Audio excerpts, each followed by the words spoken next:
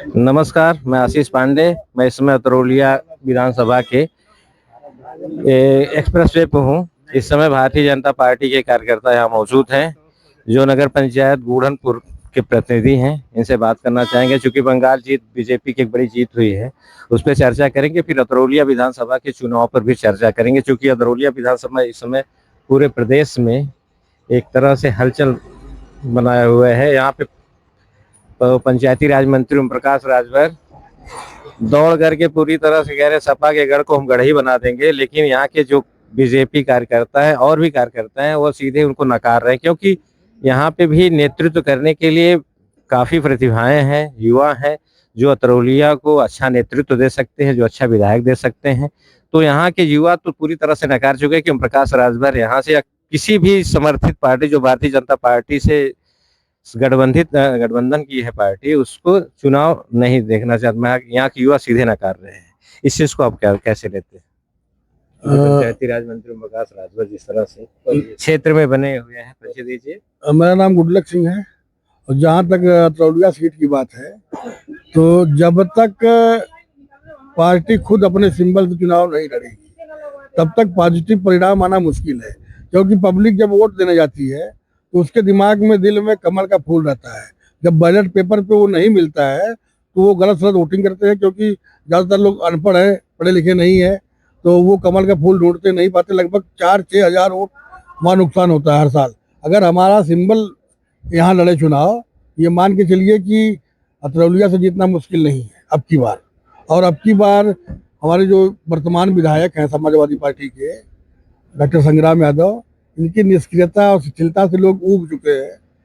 पिताजी की राजनीति की कमाई लगभग 3 बार से ये हो के कर रहे हैं, तो जनता बिल्कुल विमुख हो चुकी है ऐसे। अब की बार कोई अगर लोकल नेता टिकट पाएगा और पार्टी का सिंबल रहेगा, गठबंधन का ना रहे, तो 100% अतरौलिया जीता जा सकता है। क्योंकि भोजन भरी थाली पिछली बार विनर तो नहीं, रनर कैंडिडेट रही। उसके पहले कन्हैया निषाद भी रनर रहे।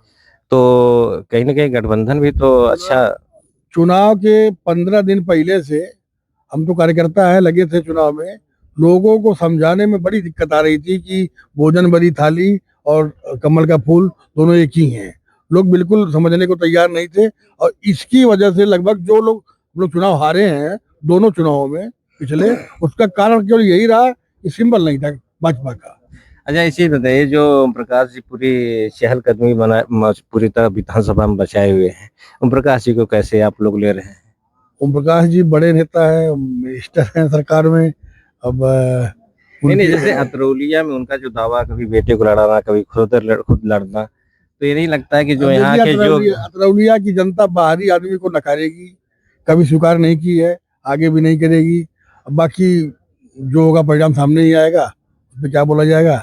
लेकिन बाहरी आदमी को लोग पसंद नहीं करते हैं। जैसे आपने कहा कि अगर बीजेपी अपने सिंबल पर चुनाव लड़ाए तो परिणाम आ सकता है। 3 बार से विधायक डॉक्टर संग्राम यादव है इस क्षेत्र में। आपने कहा कि पिता की कमाई है, क्या व्यक्तिगत इनमें कुछ ऐसा गुण नहीं है जो एक विधानसभा के विधायक में होता है? आप लोग जनता में जाते रहते हैं, तमाम चर्चाएं होती रहती हैं। आप लोग जानते होंगे कितना गुण इनके अंदर है, क्या क्वालिटी है बात करने की, लोगों से मिलने की। यहाँ पे तो लोग कहते हैं विधानसभा में अगर किसी की जबान, मतलब विधानसभा में आके मुद्दा उठाना और सारी चीजें, संग्राम यादव बड़े गर्मजोशी के साथ रखते हैं। देखिए, विधानसभा की राजनीति केवल एक बिल्डिंग में बैठ के नहीं हो सकती है। आपको घर घर जाना पड़ेगा, मोहल्ले मोहल्ले जाना पड़ेगा, तब राजनीति कर सकते हैं आप विधानसभा में बैठ के वक्तव्य दे दिए तो थोड़ा राजनीति हो जाएगा। और ये पूछते हैं केवल कुछ जात विशेष के लोगों के यहाँ छोड़ के किसके यहाँ जाते हैं, अंगना करने या शादी विवाह में।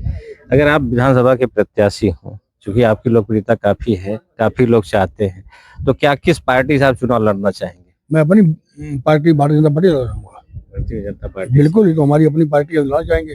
अगर मुझको दायित्व दिया जाएगा तो मैं वादा भी करता हूँ इतना मेहनत करूंगा कि यहाँ से भाजपा का परचम लहरा के दिखाऊंगा। तो कहीं ना कहीं आप तैयारी में हैं?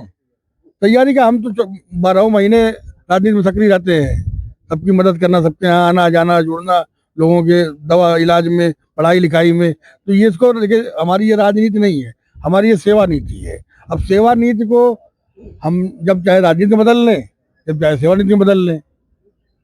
हाँ। तो आगामी जो विधानसभा चुनाव 27 है, क्या जो बंगाल में जिस तरह से परिवर्तन देखने को मिला, यूपी की राजनीति में क्या असर रहेगा? क्योंकि जो पार्टी है, समाजवादी पार्टी है और बसपा, ये दोनों बता रहे हैं कि इस बार हम पहले से बेहतर हैं। नहीं नहीं, इधर बंगाल जीत से भाजपा कार्यकर्ताओं को टॉनिक मिल गया है। बिल्कुल कार्यकर्ता उत्साहित हैं। अब की बार जो हम लोगों को सीटें मिली थी पिछले चुनाव में, उससे ज्यादा ही सीटें मिलेंगी इस बार। और अब की बार ये मान लीजिए आजमगढ़ जिले में भी अगर सही उम्मीदवार का चयन किया गया तो 5 से 6 सीटें भाजपा के खाते में जाएंगी। अरे प्रदेश में एक मुद्दा कुछ दिन पहले बहुत गरमाया हुआ था, जिस समुदाय जिस जात से आप भी आते हैं, जो कि यूजीसी का मुद्दा, या कहीं ना कहीं जो जनरल समुदाय के लोग हैं, बीजेपी से कहीं ना कहीं कुछ मोह भंग हुआ था। इस चीज को क्या कहेंगे इस पे? यूजीसी का मुद्दा बहुत खतरनाक मुद्दा है।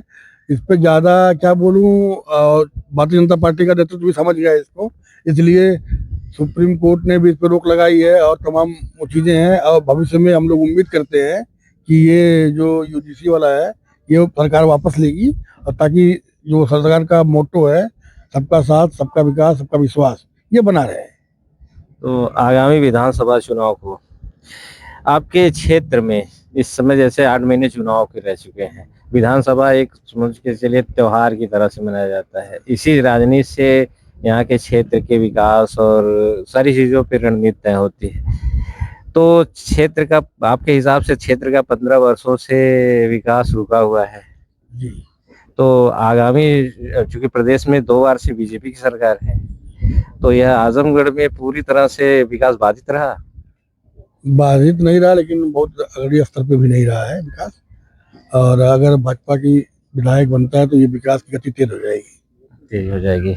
देश प्रदेश में होगी जिसकी सरकार, वही करेगा विकास। वही करेगा विकास, क्योंकि केंद्र में हमारी सरकार है, राज्य में हमारी सरकार है, तो हमें अच्छा फंडिंग मिलेगा, हम अच्छा विकास करेंगे। चलिए, रोक दे।